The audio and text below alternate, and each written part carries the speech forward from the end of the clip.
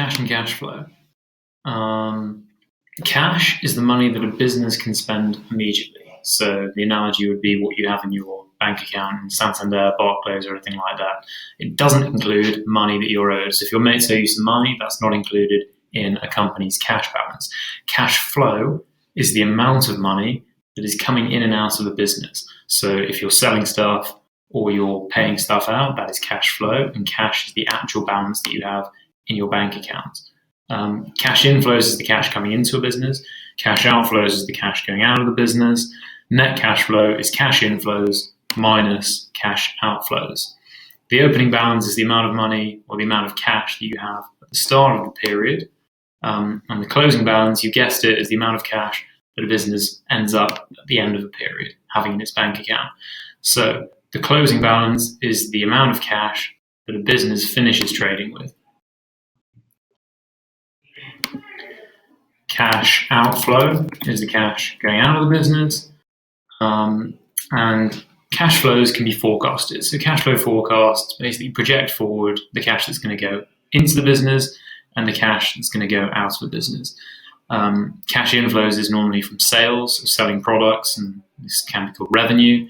Cash outflows can be salaries paid to employees, rent paid for your office, or potentially your warehouse or factories, and costs of production. So if you have to buy, if you're Zara or Inditex and you have to buy cotton to make clothes, and that would be a cost of production. Businesses may forecast this using historic data on sales, historic data on costs, or market research and benchmarking against best-in-class peers. As well as cash flow forecasts, they may help forecast liquidity problems. So essentially, if a business is going to run out of money, you notice before you run out of money rather than when you run out of money, which is probably good business practice. This is called a liquidity problem, and that is usually forecasted using cash flow forecasts. So if we keep going through, liquidity is spelled L-I-Q-U-I-D-I-T-Y, which I seem to have forgotten that.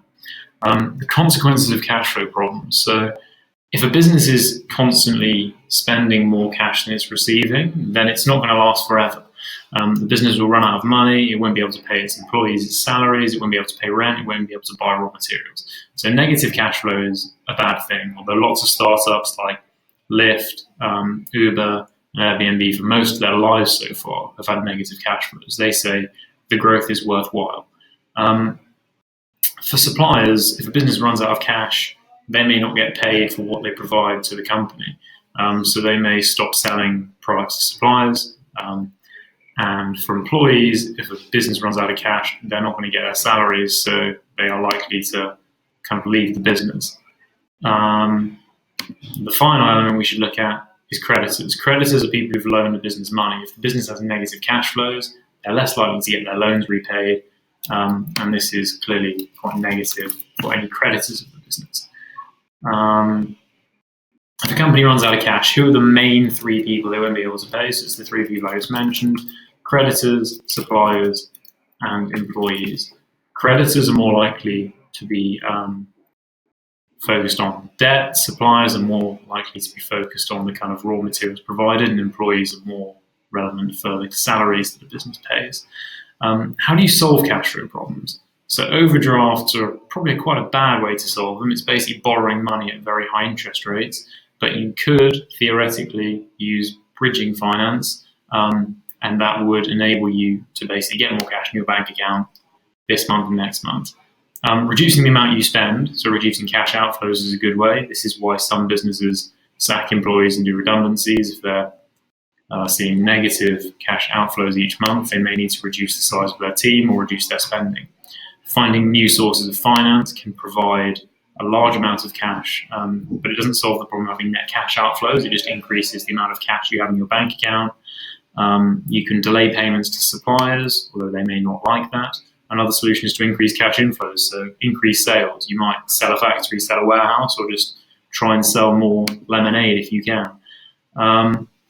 So the most popular ways to improve cash flow: 1, overdrafts; 2, finding new finance; 3 is reducing cash outflows; 4 is increasing cash inflows, which is the best way to do it, or rescheduling cash payments. Nearly done on cash and cash flow. Which of these is not a way a business can improve their cash flow? So increasing cash outflows would not improve cash flow. Finding new sources of finance would, an overdraft would, rescheduling cash payments also would. There we go. So net cash flow equals cash flows minus cash outflows. Negative cash flow and negative net cash flow is usually negative. And you can forecast cash inflows and cash outflows using historical data and also market research.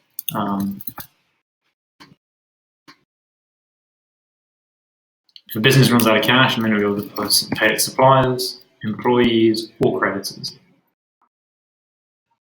Which of the following would not increase cash inflows? The options are increasing sales, lending more credit to customers, selling assets, or chasing customers that owe money.